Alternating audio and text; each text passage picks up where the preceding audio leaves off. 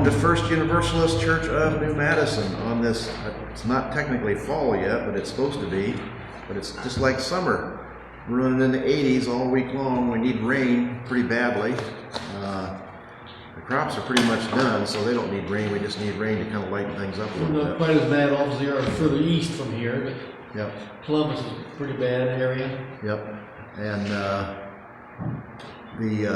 actually, I've seen with the weather changing going on, if anybody knows what double cropping is, when you take the wheat off, a lot of times they'll plant soybeans after they take the wheat off. Well, this year the wheat was done. Usually you're doing wheat the first week of July, July 4th.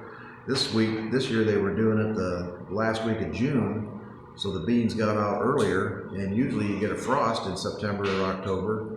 And we're still doing summer weather here, so if you look at some of these double crop beans, they look really good. I mean, if they get another couple of weeks of warm weather and some rain. There's a field down here by New Paris where they followed oats with corn. Oats with corn. Yeah, well, that's really unheard of, but the corn crop has been really good. Yeah, for a cover crop, that kind of keeps the weed competition down and actually protects the ground from drying out with the sun. So, actually, beside the point, do we have any announcements? Our guest will be coming from the El Dorado Congregational meeting on Saturday afternoon. The last I heard was around 3 or 4 o'clock, so if you'd like to drop in, and they're just coming for a brief tour. And of course, then next week on Sunday, we will be at El Dorado for the service. Yes, there. Don't forget, next week. 10:30. Yeah, I put it in the bulletin that I put out to our members, but yeah, there will be no service here next week. And remember, El Dorado service starts at 10:30. 10:30. And we haven't really talked to them. I don't think they really like the televised part or the broadcast part. So what I'll probably do is just sit in the front and do Derek's sermon. Everybody enjoys that, and I'm sure Derek doesn't mind that. And then we'll go from there. Yeah, you can check with them and see what they. And we'll probably need to check with Derek and see if he has any idea of numbers for Saturday and kind of nail the time down. Because my understanding was it was 3 or 4, and then they made it earlier, and now I don't know when it is. So. Yeah, but we just have to make sure the church is open, and obviously anyone is welcome to come and show them, particularly history-wise. If you're free, Kenny, yeah, we could rely on your history as well, and feel free to come, Roberta, Kai, anyone that wants to come. I'll probably have coffee and donuts and maybe some lemonade or something like that if somebody wants to have something that'll be, we can always put in the freezer and use it for ourselves the week after if they don't eat it. So. What we could do is just lemonade and cookies, since it's going to be probably a warm day and warm in here. Yep. So I don't mind doing that either. So actually, there's come to what? What is this? This is next Saturday. The church is going to be open for the people coming to El Dorado for the conference. Wanted to tour another Universalist Unitarian church, so they were invited to come here. What exact time are they going to get here? Well, we don't know yet. Originally it was 3 or 4, and then I thought last week Derek had said something about earlier at 2. So now we don't even know if anybody's really coming. I mean, you know how that is. If you say anybody wants to go over to New Madison and look at the church, and some people, there may be a whole bunch of people that want to, and there may be nobody, but we'll be here. Okay. And we'll have lemonade and cookies. There's cookies in their icebox down there, but they've been there a while. I'm not sure how good they are. I'll get some. Probably should get some fresher ones. 2 to 4, huh? 2 to 4. 2 to 4, probably. So we'll see. Actually, we'll talk to Derek and kind of see if we can get it nailed down a little bit better. Because I don't know what their schedule is over at El Dorado. And I'm not sure what their participation, how many people will be coming into their congregation, either their conference that they're having. Yeah, my understanding was this was something out of a regional, not just a regional base. Yeah, not just a local thing. People are coming from a fair distance away if they come. So, but as we all know, attendance in church is dropping for everybody. So we don't know if they're going to have anybody or not. We'll find out. It's a Friday, Saturday, and Sunday. And then again, we will be joining them at El Dorado on Sunday for a worship service at 10:30. Yeah, no service here next Sunday. We're all going to go to El Dorado. And this thing you're talking about, this is on Saturday. Saturday afternoon. The visitation here is on Saturday for anybody that wants to see our church. So, and that's not we just asked Kenny to be here because he's got really good on the history. A lot of these things here were handmade by members of the church, and that might be interesting to people, the community involvement. It's not like the big Catholic church in New York City where some rich guy paid for stuff. The people here actually made the stuff, which I think is a little more hands-on. Including the lectern, which you're thinking from. Yep. The light, stained glass work, which is pretty important. Just a lot of interesting stuff. So. Yep, the stained glass over here. Okay, any other announcements? I can't think of anything. We're talking about, I get into this all the time. There was an article in what got me started on this in the Palladium Item, the paper from Richmond, which now comes out of, like everything else, there's no more printing in Richmond, there's no more reporters in Richmond, they just phone it in to Indianapolis. And it's the Gannett paper system, which is a pretty conservative system. And they had a big article in the paper 2 days ago. Study, Trump fans more likely to back violence. Republicans also score high on an authoritarian scale. That kind of got me off in a new direction, so that's kind of where I ended up. So that's what we're going to talk about today. As I say every Sunday, we are politically aware, and we're not pushing or espousing any one politics, but we are a woke church. We are a liberal church. So if you have an opposing opinion, you're more than welcome, as long as you're polite and respectful, to come up and give your opinion, because we love to discuss opinions. So, okay, we're going to hear, did I write it down? Toward the Rising Sun for our prelude.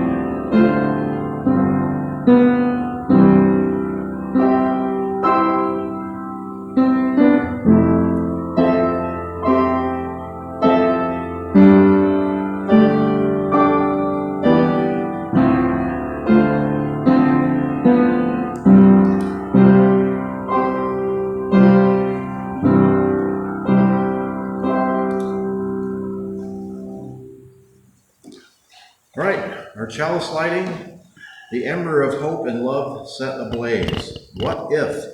Sometimes it's not about a light in the darkness. Sometimes it's about sparking potential into possibility. and possibility into existence. Sometimes the flame that burns in the chalice of our faith is nothing less than the ember of hope and nothing more than love set ablaze. Sometimes all we need to do is follow this flame, one among scores, hundreds, thousands of steadily flickering flames across the land and among so many peoples on the way to justice and into the land of peace. We dare to kindle that chalice. I got started, I told you about the newspaper article I ran. What were the two big events in national news this week? National and local. The debate. We had a debate, which if you watched or saw results of, and right out of the middle of that debate, what's the other major event that affects one of our neighboring cities? We have a new Haitian restaurant in Springfield that serves creative dishes. Local delicacies from Haiti. I think if I read right, I believe it was dog fritter and maybe stir-fried cat. Yes. And there's a big struggle going on between the Chinese restaurants and the Haitians now, because the cat supply is not big enough for both. Anyway, this would be, it still is funny, but it would be hilarious if two of our prime candidates for the leadership of this country were not saying publicly in the debate and reiterating over and over that the Haitians are eating dogs and cats. And not only dogs and cats, what's the other thing they're Geese. preying on? Geese. Yes, the ducks and the geese in the community pond. And they had a picture of a guy carrying a goose, which I can tell you at Wayne Lakes, there's Canada geese all over and they get hit in the road. So we pick them up and we carry them to the side of the road and put them down. That doesn't mean we're hunting them and eating them. And to be honest, there's so many Canada geese, I have no objection to someone eating Canada geese. Actually, in Darke County, they go through every couple of years at Wayne Lakes and they actually cull the Canada geese population because there are so many of them, and they give them to the food bank. They actually process them at the local butcher shop and process them, and they give them to the local food bank. So Canada geese used to be hunted on a regular basis, but whatever. The fact that national politicians are saying this over and over again and saying, and even when they're saying the city officials are denying this completely, they come out and say, well, this is a report we have. And then they show the lady who was arrested for eating a cat was in like someplace in Cleveland, someplace northern Ohio. It wasn't even in Springfield. And she was actually arrested, and she was a little on the crazy side because she did kill a cat and eat it. And that is not legal. Well, I don't think it's legal. Whatever, she was arrested for that. And the lady that pushed, if you saw the news, the lady that put this online the first time said it was a terrible mistake. Her neighbor said her cat was missing, and she thought the Haitians had took it. And it turns out the neighbor's sister had the cat, and she apologized and said she does not ever want to be responsible for bringing hate and bad feeling down on a minor minority population.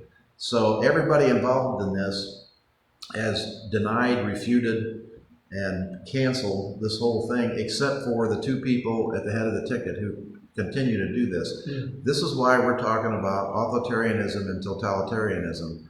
This is what transitions from being leadership into a cult, when people actually believe and follow this stuff. So the goose that they showed on TV was actually in Columbus, Ohio, too. That was in Columbus, yes. So none of this stuff makes sense, but they take it, they put the bit in their mouth, and they run with it. And that is the difference between, and I've got some statistics here somewhere, 67% of Trump-leaning Republicans believe that all this stuff is happening, and I think it was like 67 or some large percentage. One of the more amazing quotes is that they believe if the election doesn't go right, which means the election to them was stolen, violence is justified to make the election correct, which means what happened on January 6th could easily happen not just in one or two places, but in lots of places. That is, if you look at the history of Germany during World War II or before World War II, That is exactly the attitude that was going on there. And it was done on purpose by the leadership, Hitler, and that's why I have this quote up here. The great strength of totalitarian state is that it forces those who fear it to imitate it. It forces people through the use of fear, which is what they're doing, is to give up your freedoms, give up your independence, and say, to be secure, I will appoint and follow a leader who tells me what to do, and I will not ask any questions no matter what they ask. That is the first step, or the second step, to the end of democracy. Okay, our first hymn is 205, Amazing Grace.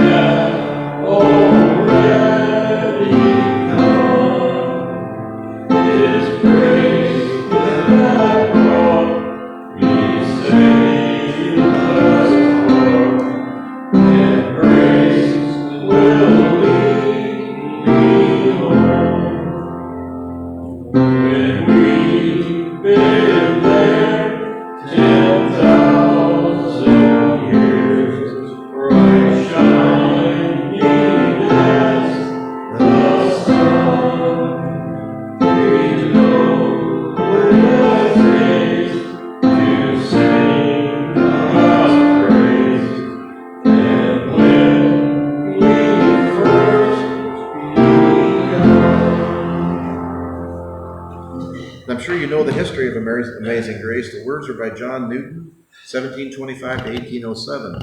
He was on a sailing ship that brought slaves from Africa to England and primarily to the United States and the Caribbean, and had a born-again moment when he realized what he was doing was against not only God's will, but against the dictates of a decent human being, and came up with this amazing song, Amazing Grace, and it's been there ever since. All right, our affirmation. The tender mercies of our lives, Spirit of compassion, source of life, God of many names, we gather today in gratitude for our many blessings, for being in community, for the tender mercies of our lives.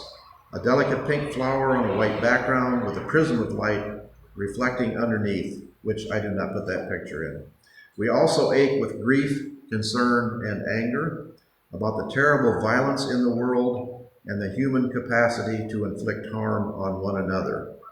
This was written months and months and months ago, years ago possibly, and it is still just as effective today, just as instrumental in describing what's going on today as it was when it was written.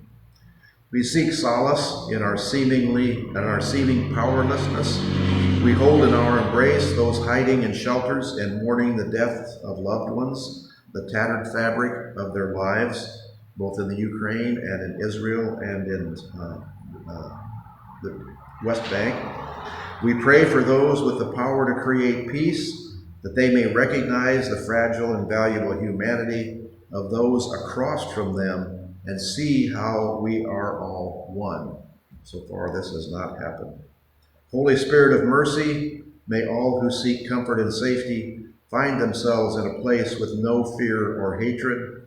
May all who suffer in pain or in anger be held in gentle, loving care to ease and heal their wounds.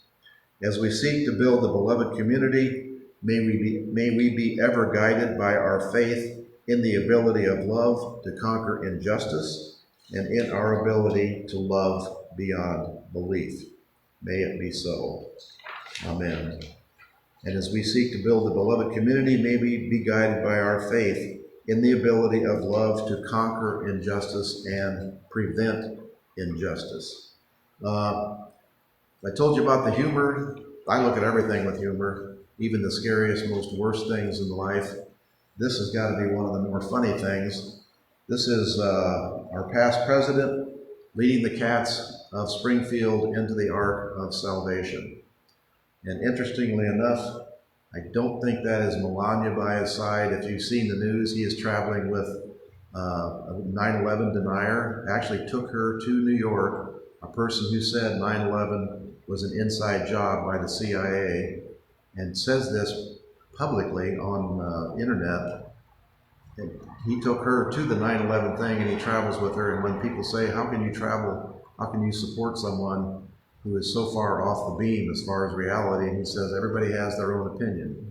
So, and actually their own opinion goes not only to New York. Anybody know who this is? The Attorney General of the state of Ohio. Attorney General Dave Yost, the state of Ohio, who says the immigrants, the Haitians are eating dogs and cats, says this, eating dogs and cats, even though all the people in Springfield, the mayor, the police department, the health department, anybody involved, except for who are the one people that have come to Springfield that say it's true? There is another hate group. I forget the name of them. It's some kind of weird name. They're like the Nazis, the American Nazis. They've come to Springfield and they have actually had a protest, and they want the Haitians driven out of Springfield. Donald Trump has promised if he's elected, what's the first thing he's going to do? Send them back to Haiti. He's going to send all the illegals back out of the country, millions and millions of illegals. The Haitians are illegal. They're not illegal. Well, and the Haitians, he's going to start with the Haitians, is what he said. The Haitians came to the United States illegally. They crossed into the border illegally, but President Biden gave them legal authority to stay in the United States and work in the United States as refugees. So they crossed the border illegally, but they are legally here because they have the refugee status. I don't think they could be deported, could they? Well, this is what we're talking about with a totalitarian government. If the president takes office and puts in the presidential principles where he can do whatever he wants, basically he can bypass Congress and it takes forever to go to the Supreme Court. He can do all this stuff, and this is what we talked before. This is why I consider this extremely important. This Project 2025, that is a plan to have in place. They've already done recruitment on the internet for anybody who will follow the orders of whatever that Trump administration wants to do. So if they fire all the employees or all the leadership of the FBI and the CIA and the national security apparatus and put their people in, just like in Germany in the 30s, they can do whatever they want to do. You can appeal to the Supreme Court, and now we don't even know whether the Supreme Court would support justice and democracy, because they already said President Trump cannot be sued or held accountable for what he did as president. For January 6th, for allowing those people to go on and attack and never say anything about stopping or trying to stop them, he cannot be held accountable for that because it was a presidential action. They have placed, and we're getting off on another tangent, but they've placed Donald Trump above the law. The law applies to everybody in the United States except him. That is a scary thought. So anyway. That guy needs to talk to his boss, because Governor DeWine was on and gave a fairly long talk about it, saying that stuff about eating pets there in Springfield didn't have any Basis in fact. In basis in fact, Yes. as far as he knew. And that's that guy, I think that's who he reports to, the governor, isn't he? Dave Yost report, he's elected to his office independently by Right. us, the voters, which is not really independently because it's gerrymandered and we have no control over that. But yes, DeWine, and you remember DeWine is basically a decent person who's kind of being drug along with, we're getting way off here, but he's being drug along by, if he's a Republican, he has to do what Republicans want him to do. Do you remember when we had the shooting in the Oregon district? The guy killed like 14 people or whatever. DeWine was there 2 days later and said, we need to do something with gun laws. This is unbelievable in the state of Ohio, in a city like Dayton, where somebody can get a automatic weapon and shoot this number of people in like 2 minutes, because the police were already there and they shot the guy like 2 minutes later, but he'd already killed a whole bunch of people. And then the mayor said, yes, we're going to work together and get something passed. What happened 2 months later? Ohio legislature stepped in. The Ohio legislature said, we're good Republicans. You're not doing anything to interfere with our Second Amendment rights. They passed more repressive measures. And Governor DeWine put his tail between his legs and sat back down and did what a good Republican governor is supposed to do. This is the same thing. Governor DeWine, there is on record in 2019, he wrote a letter to the Secretary of State, Pompeo, when the Haitians were trying to escape Haiti, when there was the earthquake and all the terrible stuff was going on there. He invited the Haitians to come to Ohio. He said they are more than welcome to come to Ohio. Ohio was built on friendship to refugees, and we need new laborers, which the Haitians are all, none of them are on public dole in Springfield. They are working for all the businesses in Springfield. They have their own businesses. There's doctors and lawyers. The working people work. They contribute to the economy of Springfield. So when you see a couple people at the community meetings, the mayor's meeting, saying they're taking our resources, the only resources that are stretched are housing, because there's not enough housing units. Springfield has 58,000 people as a population, and there's almost 15,000 Haitians that come there. So the resources, the police, the education, the schools, everything are being stretched, but not beyond the means of people to deal with it. And they're asking for state and public and federal help to deal with it, and that can be forthcoming. And it's a sign of what's going on. We're kind of going right through this now. If you heard the latest news from Springfield, what's been going on in the last week since this happened? They had to cancel schools. They had to shut down schools because of bomb threats. They had to evacuate the administrative center because of bomb threats. The people who are the right-wing militia groups, as they always do, and as a totalitarian group tries to do, they use force. They use the threats of force to make people do what they're supposed to do. That's the lessening of your sense of independence as a democracy.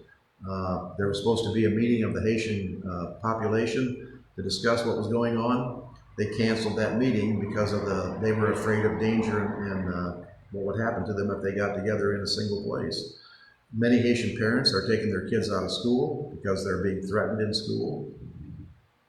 Terrible situation. And these are decent people, and there was no complaints about them for the last 4 years until this dog and cat thing popped up out of nowhere. And then if that had happened and everybody just kind of brushed it under the rug, but when you have two prominent public figures reiterating it over and over and over again, then there is a certain population of people who will believe anything and who want to believe bad things about people. And that's what happens. So let's do a little quick thing on this. We'll see if it'll play.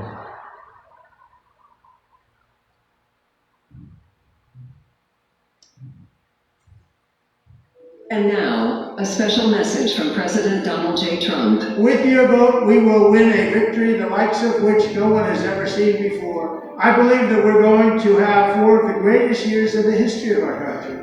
But until then, Republicans must win. Whether you vote early, absentee, by mail, or in person, you need to make a plan, register, and vote any way possible. We got to get your vote. We will make sure your ballot is secure and your voice is heard. Thank you very much. God bless you. Like I said before, This is your brain when you're struggling to focus. And this is your brain when you're in the zone. But I can't, they won't let me edit these out, so I have to take what comes. So anybody that says we are a Democratic church, we broadcast Republican ads. So we are equal-handed, equal to both sides. Sometimes they don't make any sense, but we still broadcast. getting in the zone and staying there, that feels more like luck than something you can control. So that's why we made Brain FM. It's like a do not disturb setting for your mind, and it gets you focused in just 5 minutes. Let's see if we can skip that. No, maybe not.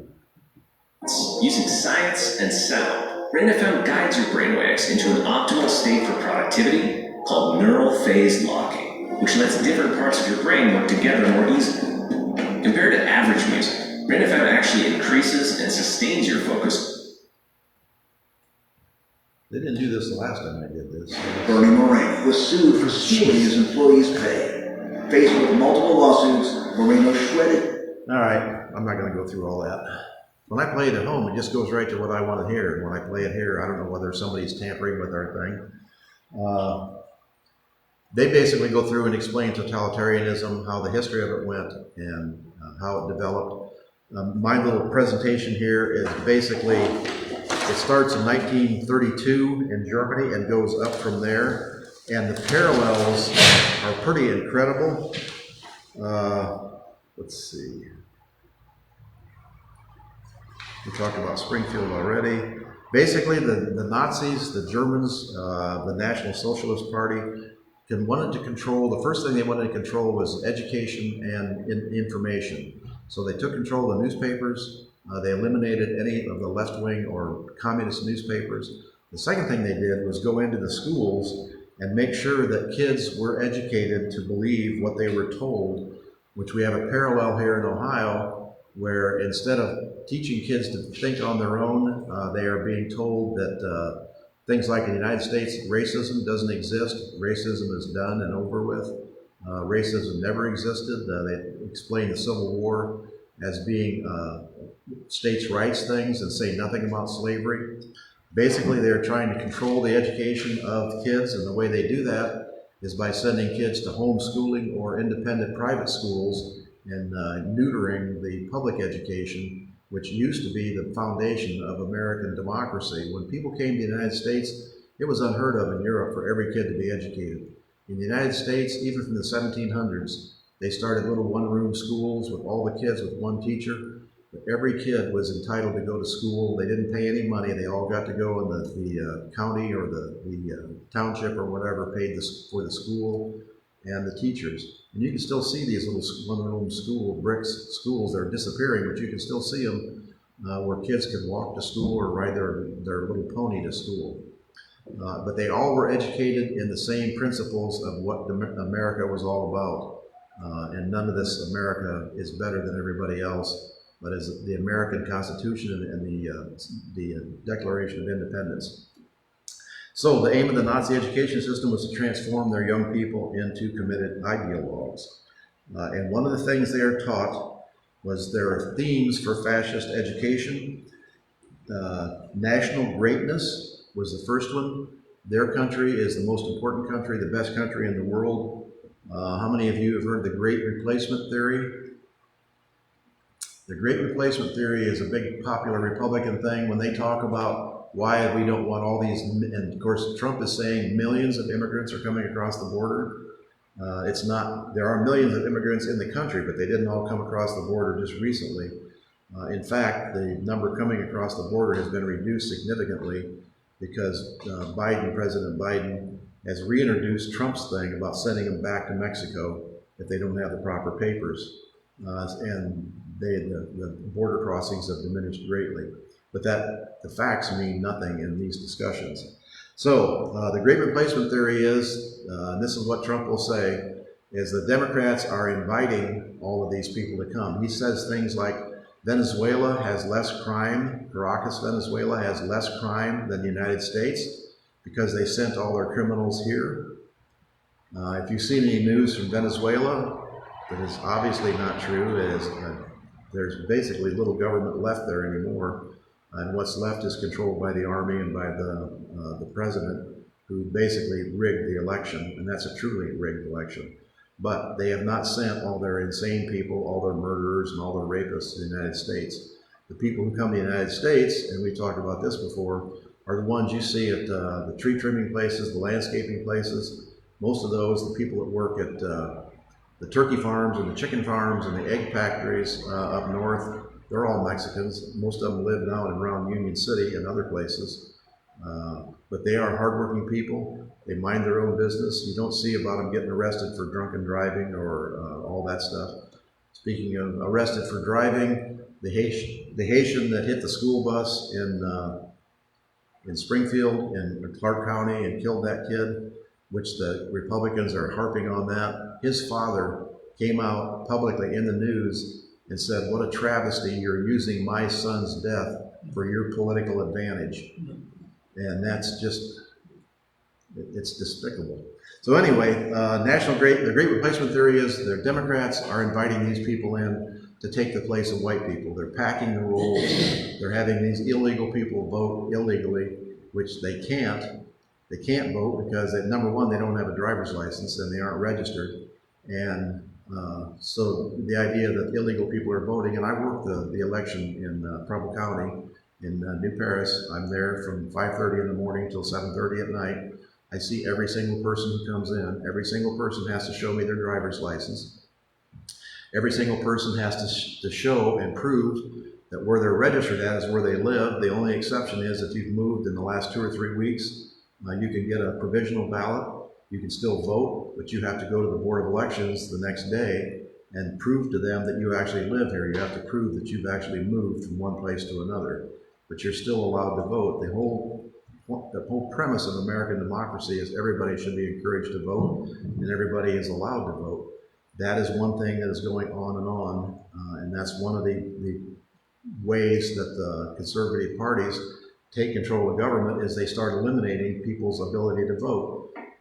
In the next new rules they've passed in the Ohio legislature, somebody who is voting for an elderly person or an infirm person can't, what they call, harvest the votes. If they're at a nursing home and there's 20 people there who are in wheelchairs and want to vote, the nursing home worker used to collect all 20 absentee ballots, bring them in and drop them off at the election headquarters or put them in the drop box.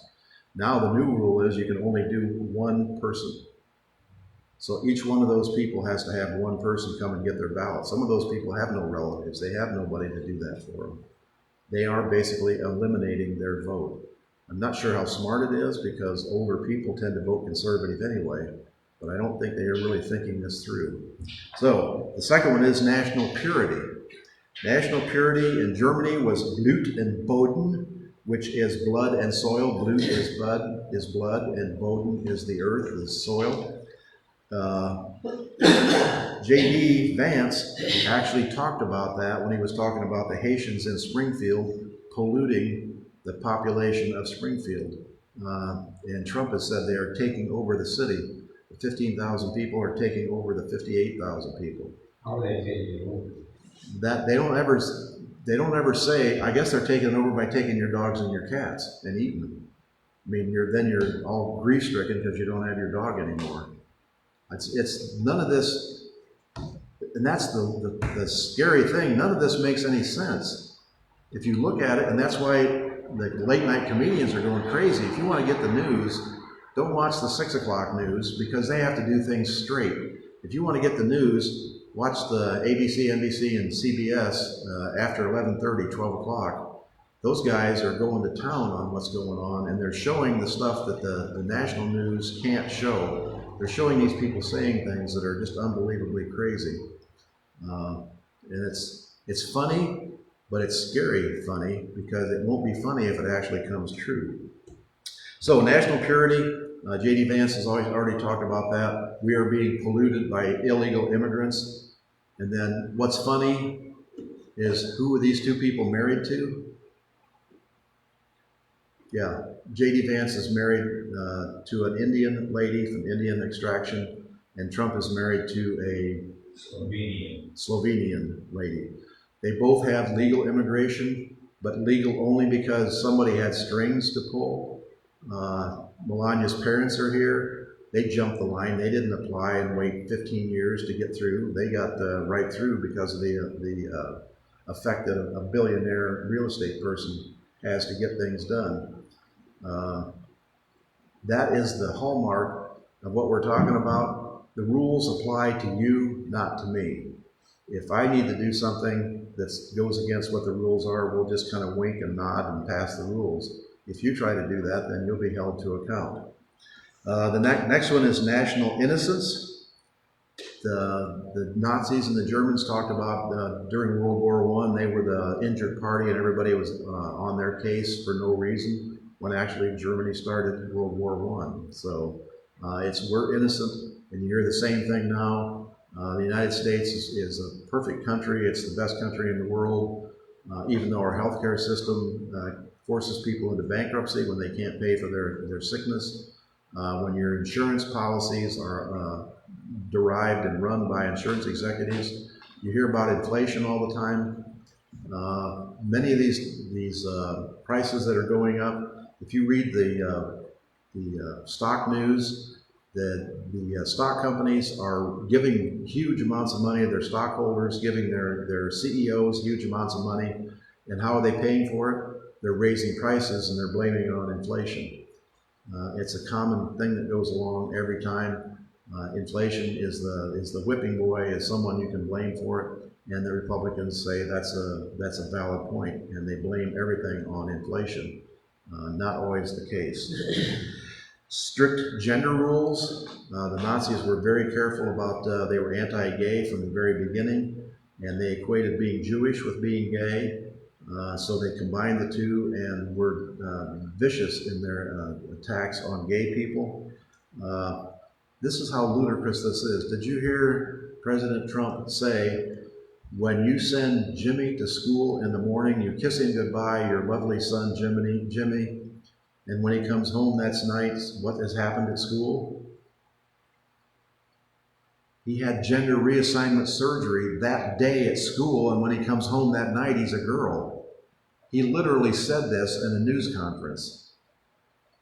It's just like, how can anybody, and there's an ad on against the Democratic candidate, which is saying he is for gender, whatever, something. Sherrod Brown. Yeah. Bernie Moreno. Bernie Moreno, and the Bernie Moreno ad is talking about Sherrod Brown supporting Biden in gender, when men are going to school with women or going to playing sports with women, some kind of evil thing. Jenna Powell's already taken care of that one. It doesn't even need to be looked into commercial. But it's the idea that Trump would say that your kid, when he leaves in the morning, he has gender reassignment surgery at school during the day and comes home that night as a different sex. I mean, even the cartoon comedy, The Simpsons, I don't think ever went that far, did they? I mean, how could you possibly even keep this thought in your head? And this is and then when you have everybody, if he does that, I don't blame him if he thinks that's what's happening. But for the people who suck that in and say, oh yeah, that must be happening, they know the difference. They know what reality is, and they know that's not reality. So the last one is vilification of the left. And the Nazis, of course, were against the communists. And the Nazis were a socialist party, which is kind of a contradiction in terms, because a socialist means the state owns the means of production, and I guess that's what the Nazis did. They took over the country and owned it for themselves. But true socialism means for the benefit of all the people, not for the benefit of the rich people, which is kind of what happened. But the vilification of the left, they talked about the communists as being evil, and they talked about unions as being evil, which is, when you think of socialism, you think of unions. But they were anti-union and anti-communist. And this is what's happening here. They, with a straight face, the same person said, Democrats and Harris are in favor of abortion at any time in a child's life. In other words, he said not in just third trimester can there be an abortion. He actually said a baby can be born and then killed, according to Vice President Harris. He actually said that a baby can be born and then killed after it's born. That is, that's ludicrous. I mean, there's nobody in the country, in the world, Well, actually, I can't say that. I don't know if you saw the news last night on CBS. They talked about in India, because boys are favored and girls are not, the midwives in India, if the family came and there was a baby that was born a girl and the family said we don't want a girl, the midwife would actually kill that baby, would suffocate it. And they are trying to educate the midwives not to do that. Can you imagine having to be educated not to kill baby girls when they're born?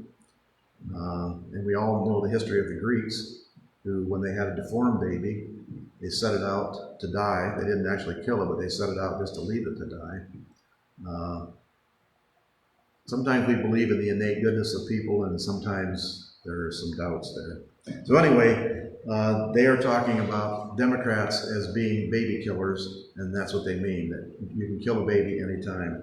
Things that don't make any sense, but instead of having two parties with the sense that we can talk about things, we can go out and have dinner afterwards together, and we just disagree on the policies that we should follow. We're all in favor of everybody being treated humanely, but you want to do it this way and I want to do it this way.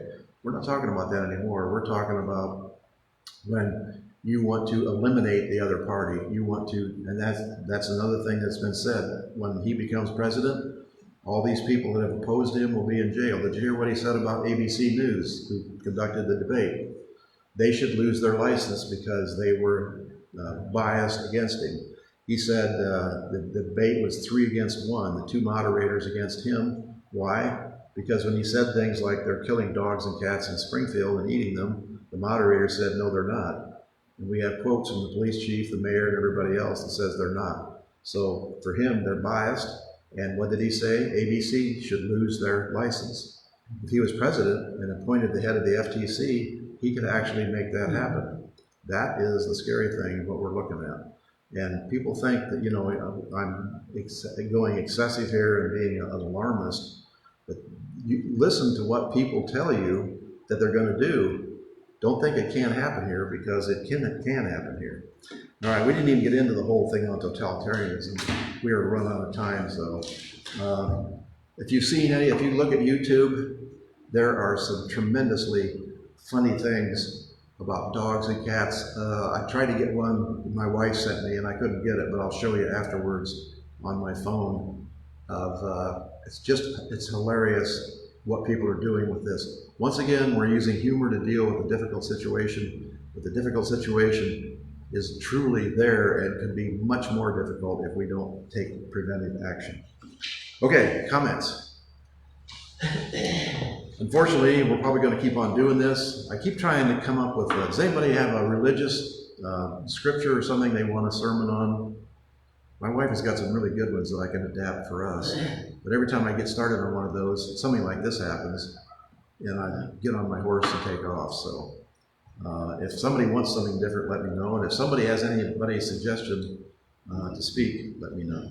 So, all right. Offering, if you have something to contribute, please do. And Lloyd's not here, so we're not having any traveling music.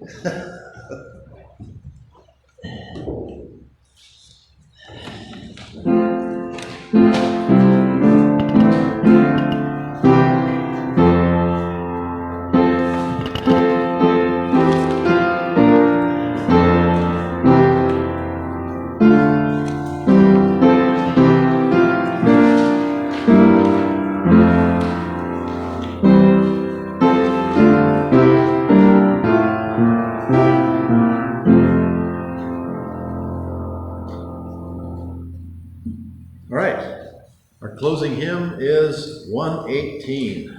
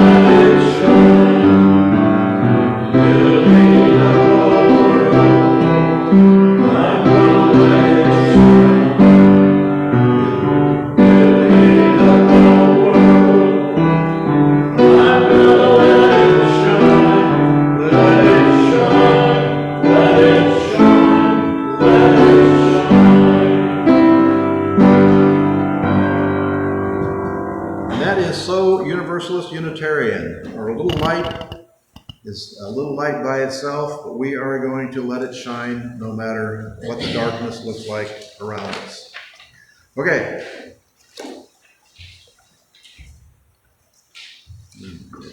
Our closing words, I repeated, so what I'm going to do is pull one out of the back here. Because of those who came, this is 680 in the back of your hymnal, because of those who came before, we are, in spite of their failings, we believed. Because of and in spite of the horizons of their vision, we too dream. Let us go remembering to praise, to live in the moment, to love mightily, to bow to the mystery. Barbara Pescan.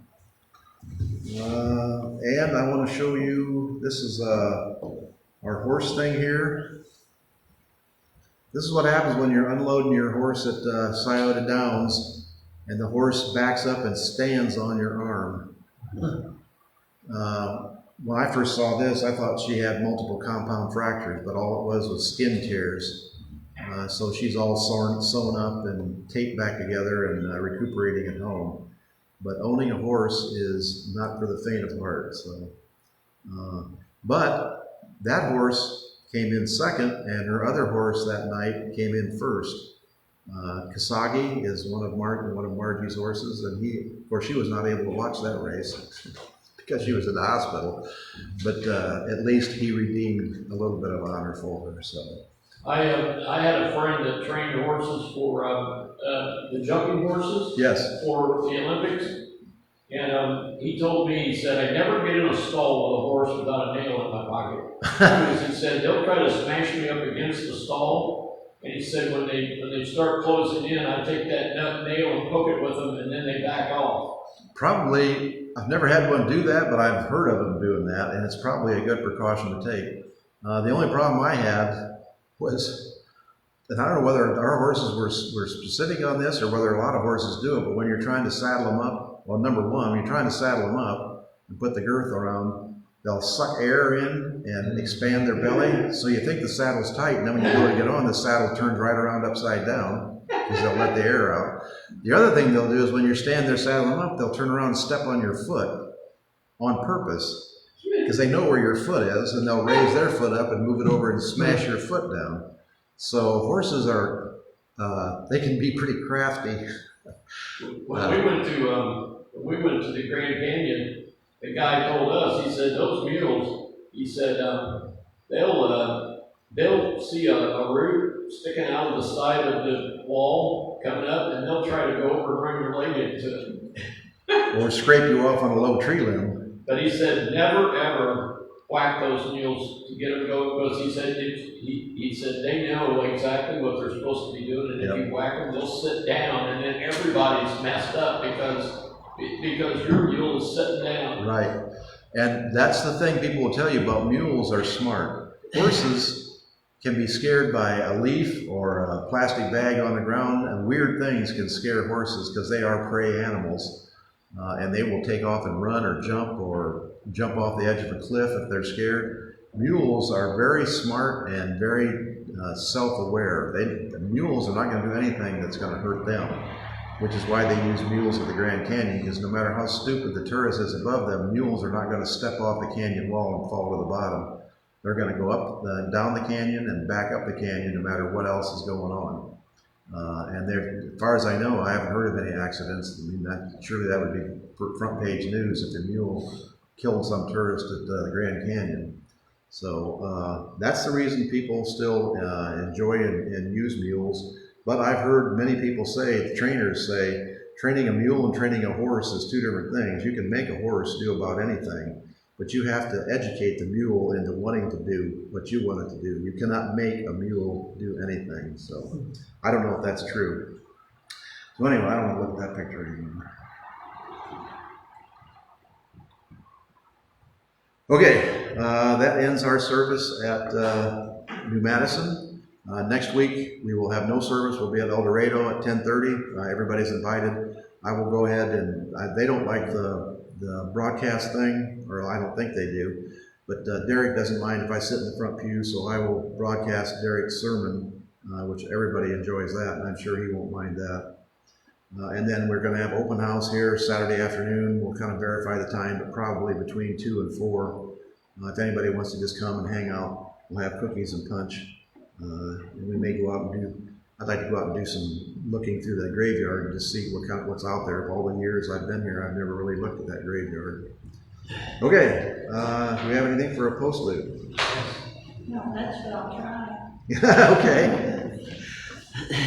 Pianist choice for the postlude.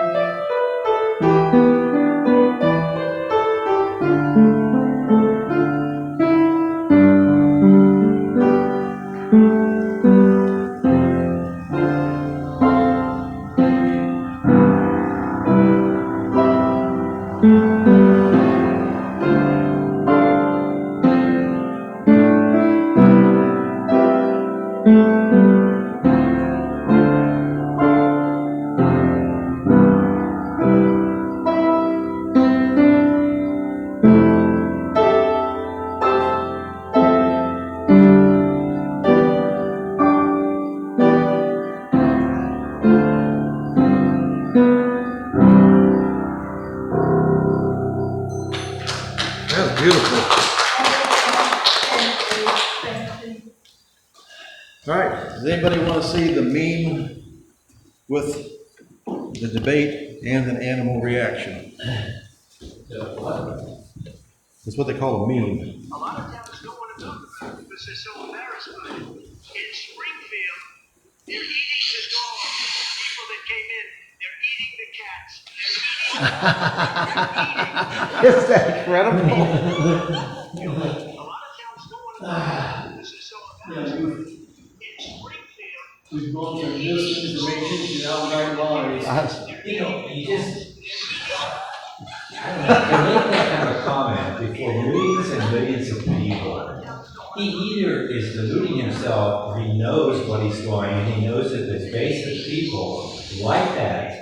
They like the sentiment that the country is going to you know where, and therefore they consider it a joke, and he knows it's a joke, but he doesn't ever correct himself. Just by making that statement, he's called all kinds of other people to try to justify it. Supposedly that came out of what I read, and I'm going to fact check it. I'm sure it's all over there. It came